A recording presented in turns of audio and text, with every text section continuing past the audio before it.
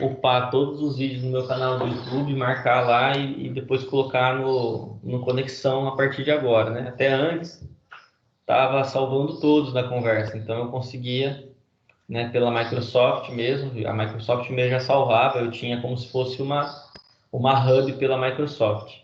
Agora não, agora eu tenho que fazer esses downloads, então se vocês precisarem do vídeo, me avise. Vou ligar para ela, pode deixar.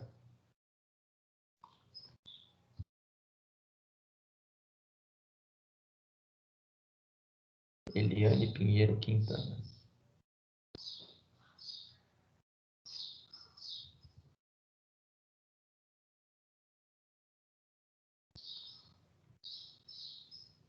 Ah, entrou já. Beleza. O fone de ouvido aqui. Belezinha então, hein?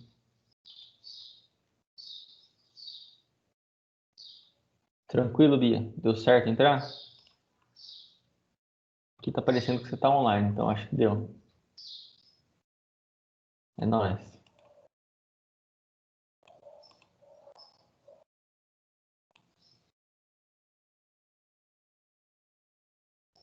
Que interessante, né? O meu vídeo na reunião do terceiro ano C não foi gravado, mas na reunião do segundo ano B, gravou, normal. Eu tive que baixar um e o outro não vai precisar. Bem estranho. Aqui, deixa eu ver se tá minimizado, tá.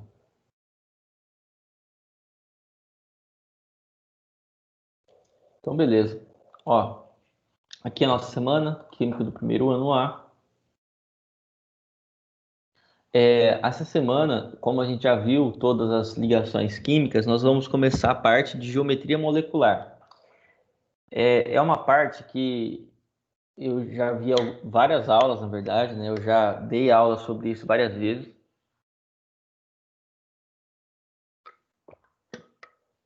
Assim, na experiência que eu tenho, né? E do jeito que eu tenho dado aula, eu percebo que os alunos aprendem de um jeito um pouco mais simples, né? De uma maneira um pouco mais simples de explicar. Eu vou mostrar para vocês certinho, e depois eu vou fazer o resumo. Como que é o padrão do material? Vocês vão ver aí no próprio material do SESI. Ou fala sobre as geometrias e apresenta elas, ou no caso específico aí do material de vocês, nem mostra as geometrias, só fala sobre a TPEL, que é a teoria do par de elétrons livres, né, ou dos elétrons de valência. Eu vou falar sobre a teoria primeiro, vou apresentar cada uma das geometrias, porque uma das coisas que a gente tem que entender, pessoal, que a química, ela precisa fazer algum sentido. Às vezes a gente acha que não faz sentido tanto assim, mas a química ela faz sentido quando a gente faz as afirmações. Então, eu vou apresentar toda a teoria de embasamento, tá? Essa teoria, eu acho que o material de vocês ele não está abordando de uma maneira muito profunda, então eu vou tentar trazer um aprofundamento dessa abordagem para que vocês consigam entender bem a geometria molecular. Professor, geometria molecular é um negócio que dá muito em vestibular ou que eu preciso saber em todos os conteúdos aqui para frente? Geometria molecular não é uma coisa tão cobrada nos vestibulares. Mas aqui para frente, se você souber geometria molecular, você entende melhor algumas reações químicas, você entende melhor alguns mecanismos químicos que nós vamos estudar lá no segundo ano. Então, entender as ligações, entender geometria molecular de uma maneira um pouquinho mais profunda vai te ajudar a entender polaridade na próxima aula e vai te ajudar com algumas reações químicas. Então, sim, vale a pena você entender a fundo o que é a geometria molecular e como a gente determina ela, tá? Então, eu vou primeiro revisar rapidinho a ligação metálica, se bem que eu acho que ela foi bem vista já, mas eu vou revisar ela de qualquer maneira para poder realmente garantir que vocês possam rever esse conteúdo e quem sabe aí gerar uma aprendizagem mais significativa para vocês. E se você tiver interesse, eu deixei um material de aprofundamento. Agora eu estou deixando mais coisa de aprofundamento, porque Eu percebo que esse final de ano agora é mais para a gente se aprofundar mesmo, né? Agora, ao longo dessa etapa, a gente vai ter pouco tempo aí de trabalho. Outubro a gente praticamente não teve aula. Uma das coisas que eu precisava falar para vocês também é que nessa semana ou na próxima, eu vou deixar um método avaliativo para avaliar vocês. Eu pretendo, até agora, porque é o que eu acho mais relevante, que vocês façam um resumo sobre ligações químicas, tá? Só que aí esse resumo ele vai ter que ter alguns tópicos que eu vou exigir. Então você vai colocar, por exemplo, o que é a ligação química, aí você vai falar quais ligações químicas existem e você vai dar os exemplos de ligação, tá? Isso vai ajudar vocês nos próximos conteúdos também. E aí eu vou pedir algumas coisas a mais. Vou pedir, por exemplo, que vocês procurem as propriedades das substâncias iônicas, as propriedades das substâncias metálicas, as propriedades das substâncias covalentes, que são conteúdos que não estão sendo abordados aqui agora, né? Mas que se vocês abordarem agora vai ser relevante para vocês. Então, ou nessa semana ou na próxima, eu vou colocar um bloco que vai se chamar avaliação. E aí vocês vão fazer essa avaliaçãozinha, tá? Quais vão ser os critérios de avaliação dessa etapa? Essa avaliação e as atividades que estão sendo feitas desde outubro, tá? Dois conceitos para mim, e aí eu vou usar essas notas como etapa de vocês. Edson, tudo certo? Quer falar alguma coisa? Teu microfone estava aberto? Tava não, tá aberto. Se quiser falar, fica à vontade, tá? Qualquer um de vocês, se quiserem falar, fiquem à vontade, tá? Então, deixei aqui para vocês vários tópicos de revisão. Deixei as atividades, lógico, sempre estou deixando 2 atividades só por semana, sempre trabalhando o básico daquele conteúdo que a gente está vendo. O básico eu quero que vocês exercitem para o desenvolvimento da habilidade de vocês, tá? E aqui eu já vou baixar o nosso conteúdo. Como vocês podem perceber, mesma capa da última aula, só que agora começa a partir de ligações metálicas. Vou falar um pouquinho de ligas para vocês, só para a gente deixar isso bem elucidado, e aí nós falamos sobre a famigerada geometria molecular. Deixei para vocês aqui espaços em branco, porque esses espaços eu vou preencher eles com as anotações, tá?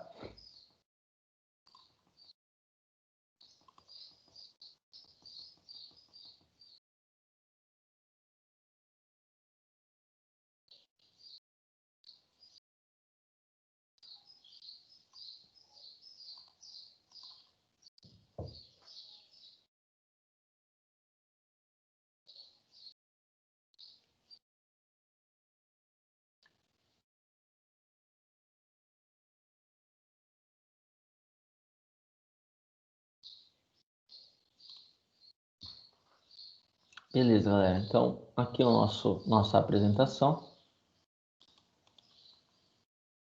Qualquer dúvida, vocês podem me parar a qualquer momento para perguntar, certo? Então, olha só. Dentro da nossa última aula, nós tínhamos visto a ligação metálica. A ligação metálica ela é interessantíssima de ser estudada, porque ela explica uma propriedade muito característica dos metais, que é a condução de energia e que é também a condução de energia tanto térmica quanto elétrica, tá? Essas duas formas de energia, elas dependem dos elétrons livres. E nessa ligação nós sabemos agora que existem muitos elétrons livres no que a gente chama de mar de elétrons pelo material de vocês, mas que vocês podem ver também em outros materiais como nuvem eletrônica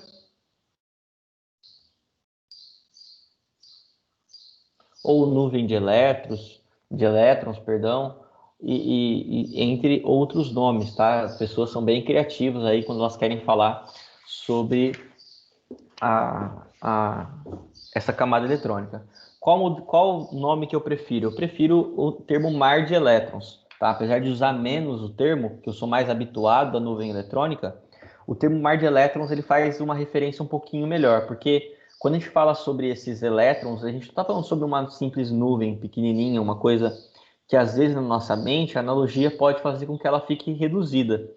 Quando você fala sobre mar de elétrons, você tem que imaginar uma vastidão gigantesca de elétrons que percorrem aquele material de maneira caótica, tá? Eles estão se movimentando, é pior do que uma rave, a galera não sabe o que está fazendo ali. Os elétrons estão se movimentando de maneira muito louca, muito insana, muito caótica, e esse movimento ele proporciona a possibilidade do metal transferir energia elétrica e energia térmica. Lembra porque a energia elétrica, quando ela chega aqui, a energia elétrica, na verdade, ela depende de uma coisa chamada corrente elétrica, e pasmem, a corrente elétrica é uma coisa que depende de elétrons. Uau, né? Ninguém sabia disso, ninguém percebia isso. Por isso que chama corrente elétrica, ela depende de elétrons. A corrente elétrica, na verdade, ela é o movimento ordenado de elétrons. Então, para que haja corrente elétrica, para que o material conduza corrente elétrica, eu tenho que ter elétron livre por ele. Se você parar e pensar, professor, eu consigo conduzir corrente elétrica? Eu vou te falar, consegue, tá? Você poderia fazer o teste, mas eu não recomendo, tá? Se você tentar colocar qualquer coisa aí, se você tentar, eu, por exemplo, né, já tomei muito choque com churrasqueira elétrica, colocava o garfo de metal na churrasqueira elétrica, tolice minha. Se você pega um metal e coloca uma coisa que passa corrente, você vai tomar um choque, porque você tem elétrons livres aí no seu corpo que vão proporcionar a passagem de corrente elétrica pelo seu corpo. Os metais também têm muitos elétrons livres e os metais conseguem passar corrente elétrica com muito mais facilidade. Você ainda tem uma resistência pequenininha aí. Os elétrons não. Se você passar uma corrente por ele, a corrente passa rapidamente, sem problema nenhum. A mesma coisa vale, ou algo análogo vale, para energia térmica. Aí você tem que saber umas outras coisas da física, né? Na parte da física, a gente tem que lembrar que energia térmica ela é a mesma coisa que energia cinética da matéria. Tá? Então, o que é uma coisa quente, uma coisa com alta temperatura? É uma substância cuja partícula está se movimentando muito rápido. O que é um material com baixa temperatura? É um material onde a partícula está se movendo mais vagarosamente. Essa diferença do movimento é uma relação de energia cinética. Quanto mais rápido ele se movimenta, maior a energia térmica, mais você sente ali a temperatura alta. E o que acontece? Quando você começa a aquecer só um pedacinho do metal, lembra daquele exemplo que eu dei? Se eu aqueço só um pedaço do metal, eu começo a aquecer esses elétrons. E esses elétrons aquecidos vão aumentar a sua energia cinética, que por sua vez, a energia cinética ela depende da massa vezes a velocidade ao quadrado sobre 2. Ou seja, se eu aumento a energia cinética, eu aumento a velocidade da partícula. Essa partícula mais rápida começa a se deslocar pelo meu metal e vai dissipando a energia térmica que ela recebeu, a energia cinética que ela recebeu. À medida que você vai esquentando todo o material, que todos os elétrons vão dissipando energia, o metal aquece por inteiro, ele aquece de maneira muito igual. Tá? Isso é característico de todos os metais que você conhecer aí. Qualquer metal praticamente que você conhece. E aqui eu não tenho nenhuma exceção para apresentar para vocês. Todos os metais são excelentes condutores de energia. E aí nós temos a questão da liga metálica. A liga metálica ela é bem interessante para questões de contextualização.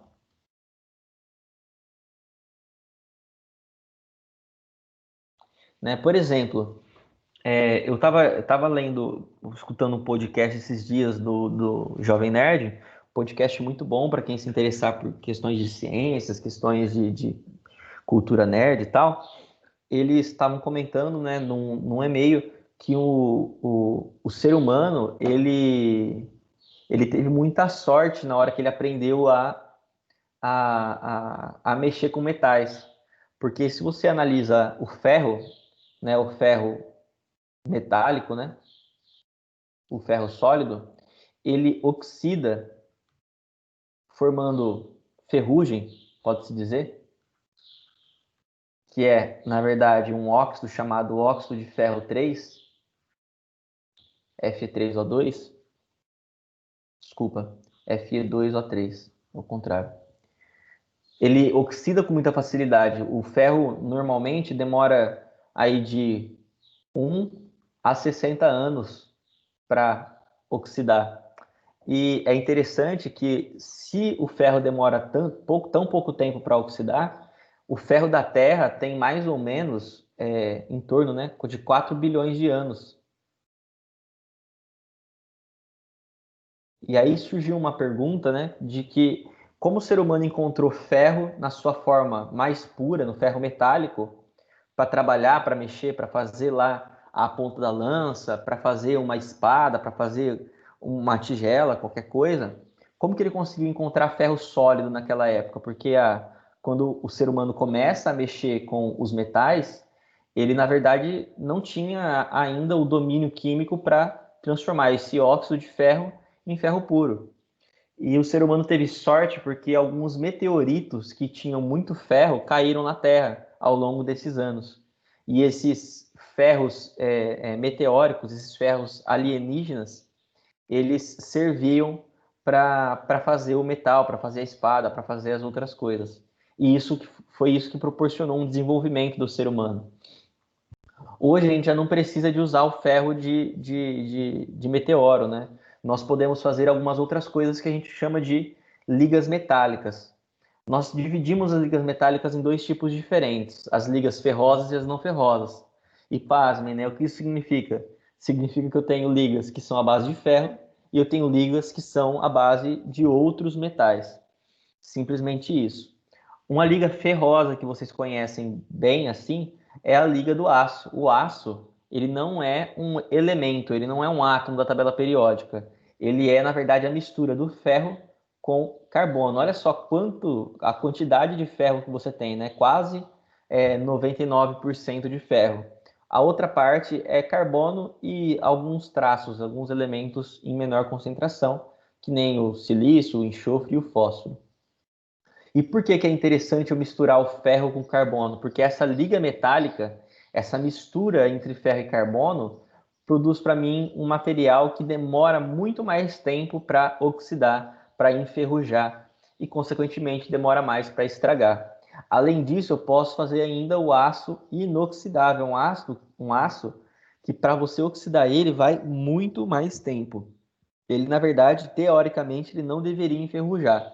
Mas eu já comprei bastante aço, coisa de aço da China, e eu sei que eles enferrujam eventualmente, porque depende também de qualidade da liga. O aço inoxidável, ele deveria ser feito 74% de aço, ou seja, essa 74%, maioria é ferro e uma minoria é carbono, e depois eu ainda misturo isso com cromo e níquel, e aí ele tem essa nova propriedade para mim. Um exemplo interessante, aqui tem vários, tá? Mas eu vou falar dos mais interessantes.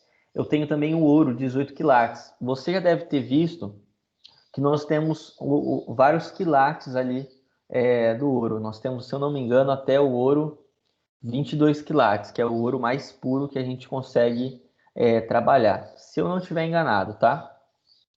O que esse quilate está dizendo? Ele está dizendo, na verdade, para você o quanto de ouro que você tem naquele meio, tá? O quanto de ouro realmente você tem no meio daquele seu material que parece ouro. O ouro, na verdade, se ele fosse puro, ele ia ser muito mole, então você ia quebrar ele com facilidade. Você não poderia bater o ouro em nenhum lugar. O anel de ouro, por exemplo, né, a aliança, se você bater ela e ela for de ouro puro, ela vai quebrar provavelmente porque o ouro é muito maleável.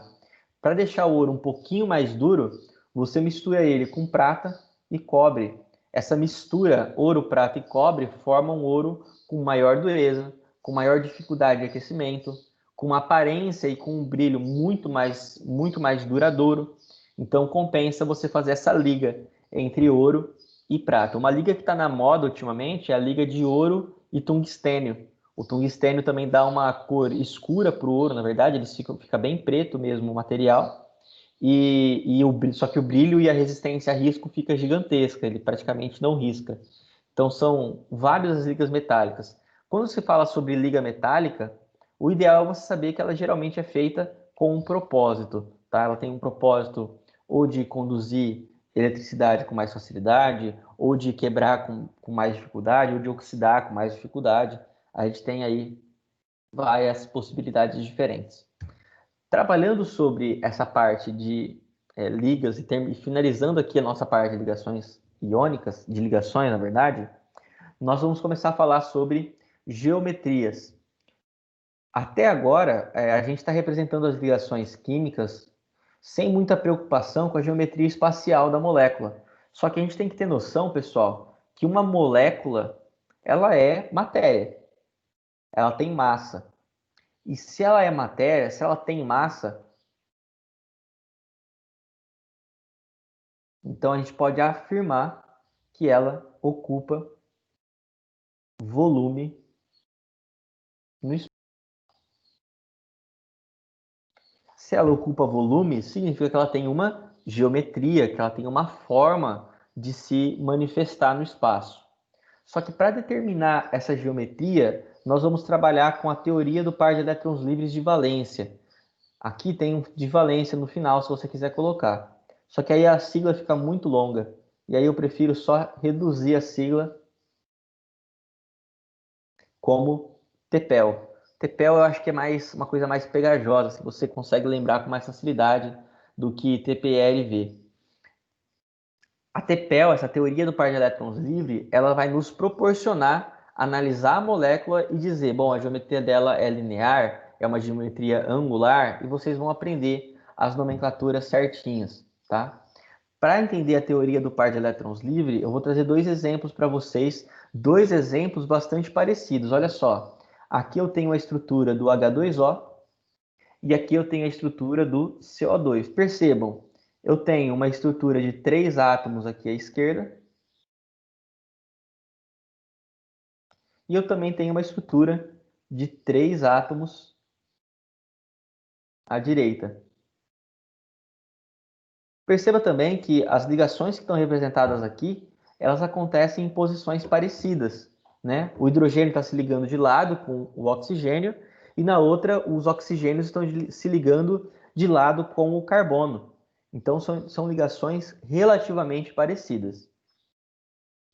Para entender a TEPEL, a gente tem que olhar para o átomo central. Eu vou olhar só então para o oxigênio, eu vou olhar então só para o carbono. Quando eu olho só para o oxigênio e só para o carbono, a gente tem que tentar analisar que todos os elétrons que você olha ali para esse átomo central, eles também ocupam um certo lugar no espaço, eles ocupam um certo volume. E qual que é o problema dos elétrons que ocupam volume no átomo central? O problema é, se eles estão ocupando volume, eles vão fornecer uma certa atração ou repulsão. No caso, já vou colocar para vocês, vou dar um spoiler, que é repulsão entre os elétrons que estão se ligando. Por que? Vocês podem estar perguntando. Porque, na verdade, quando eu analiso aqui, eu tenho uma certa quantidade de cargas elétricas negativas. E aqui também cargas elétricas negativas. A ligação também é negativa, também tem cargas elétricas negativas. Perceba, esse conjunto de cargas negativas, elas criam repulsões, elas ocupam espaço e empurram essas ligações para cima ou para baixo. Se você olhar para o átomo central, você vai ver que não tem elétrons livres. Não sobram elétrons livres. Então, a repulsão entre esses átomos é muito menor, porque eles já estão na sua configuração eletrônica mais estável. A ligação já está feita. E essa ligação tem que acontecer para os átomos se sentirem estáveis. E aí, qual que vai ser a nossa afirmação, pessoal? Nossa afirmação é a seguinte. A teoria do par de elétrons livres, a TPEL, ela vai assumir que pares eletrônicos ocupam lugar no espaço e vão exercer interações eletrostáticas dentro das eletrosferas. Por causa disso, a geometria da água ela fica desse jeito.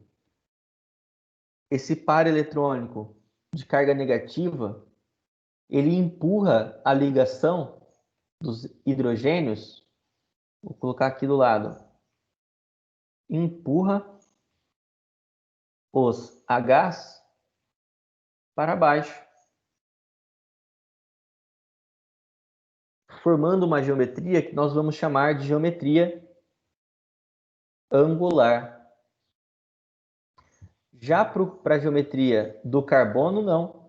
O carbono não tem par de elétron livre, então não tem nada empurrando ele para baixo ou para cima. Ele tem uma geometria que forma um ângulo de 180 graus. Um ângulo retinho assim, ó, raso na verdade, né? E aí a gente vai chamar essa geometria dele de geometria linear. E aí nós podemos começar a estudar, a partir do momento que você entende um pouquinho do que é TEPEL, você pode tentar observar os tipos de geometria.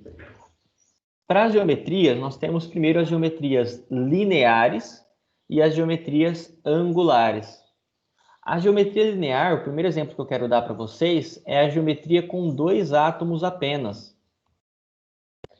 Olha só, se eu faço a ligação NaCl, a gente sabe que o NaCl eles têm uma interação eletrostática por um elétron.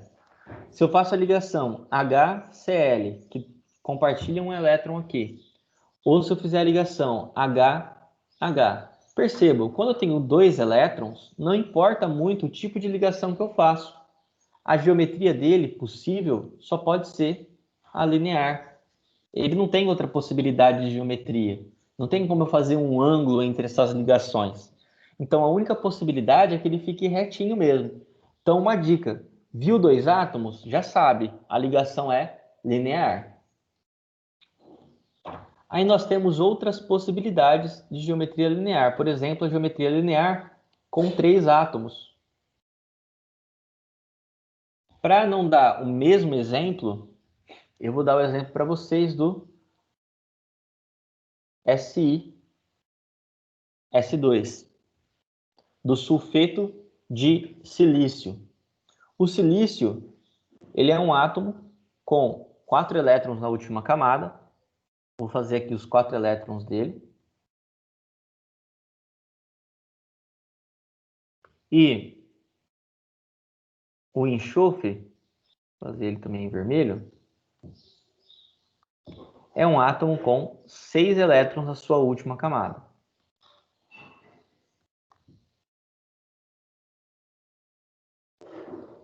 Quando o silício e o enxofre se ligam, para se tornar estáveis, eles compartilham esses elétrons aqui.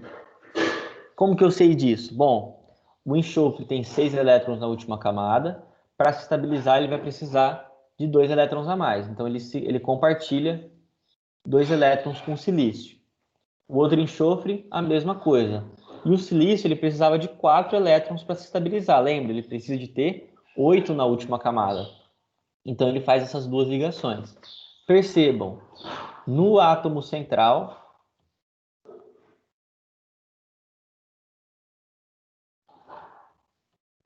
não tem TPEL, não tem par de elétrons livres.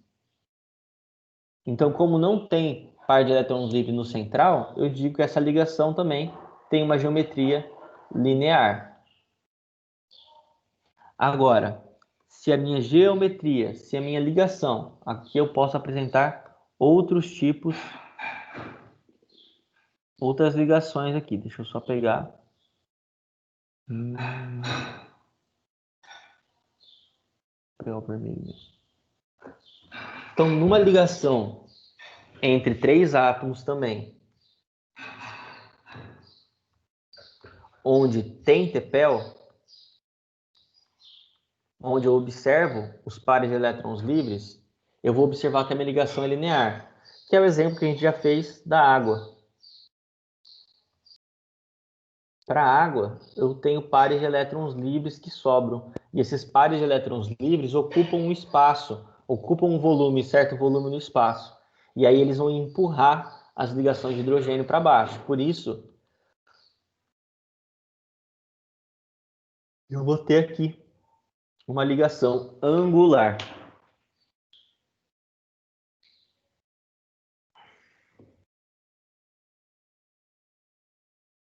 Essas são as geometrias lineares e angulares.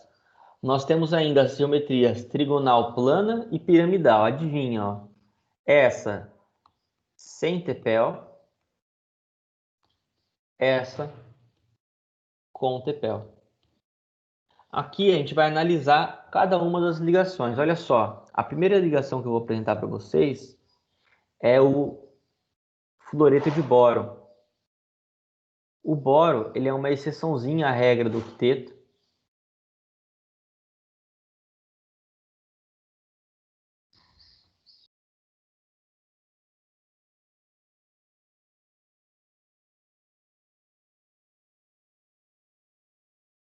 O boro, ele se torna estável só com 3 elétrons na última camada, com 6 elétrons na última camada. Isso é uma questão lá de hibridização que a gente vai ver lá no terceiro ano, tá? Mas o boro, em resumo, ele se sente confortável com 6 elétrons na sua última camada. Percebam, não sobram pares de elétrons livres, então ele é linear. Ele fica literalmente nessa posição, como se ele tivesse mesmo grudado aqui na folha, sem tridimensionalidade, tá certo? Como se ele tivesse aí na sua tela certinho. Com o TEPEL, que é o caso do NH3, aqui é o BF3, tá? Aqui é o NH3. Percebam, ambos com 4 átomos. Para o NH3 já é diferente. O nitrogênio é um átomo com 5 elétrons na camada de valência. O hidrogênio, perdão, ele tem só um elétron na camada de valência e se sente estável com 2 elétrons. Eles se ligam e formam essas ligações. Percebam que sobra um parzinho de elétrons livres para o nitrogênio. Por causa disso, o nitrogênio assume uma configuração tridimensional, onde ele faz isso aqui, ó.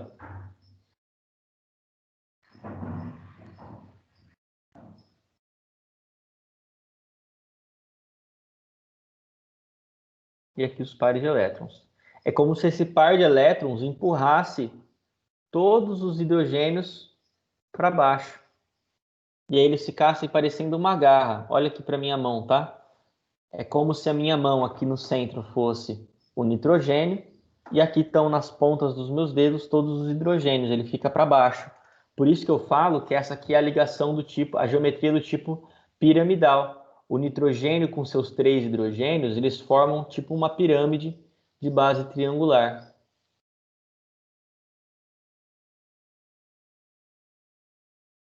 Por isso, ligação piramidal.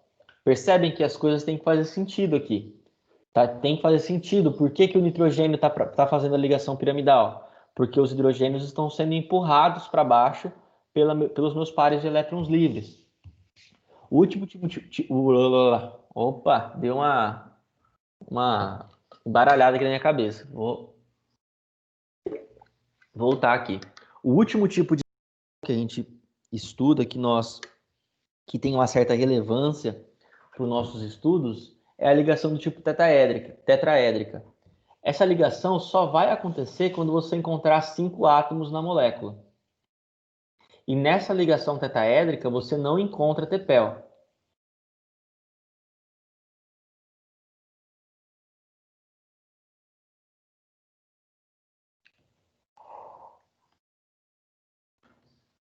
Agora sim, sem TEPEL. E qual que é a relevância da tetraédrica? A ligação tetraédrica ela acontece quando você tem um átomo central, que nem no CH4, e esse átomo central consegue compartilhar todos os seus elétrons com seus 4 ligantes.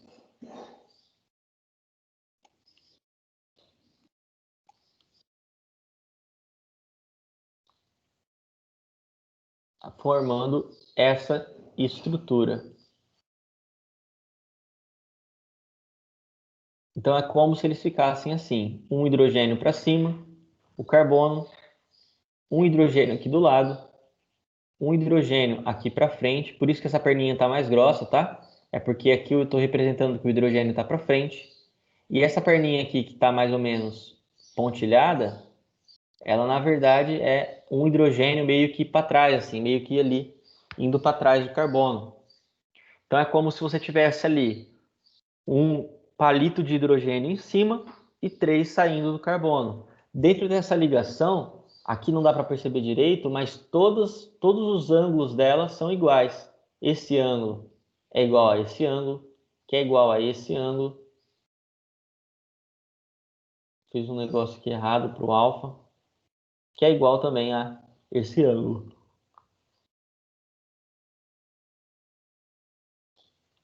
Todos os ângulos aqui são idênticos, são iguais. Isso aqui é a geometria molecular. Na próxima aula, a gente vai entender a relação entre geometria molecular, polaridade e ligações.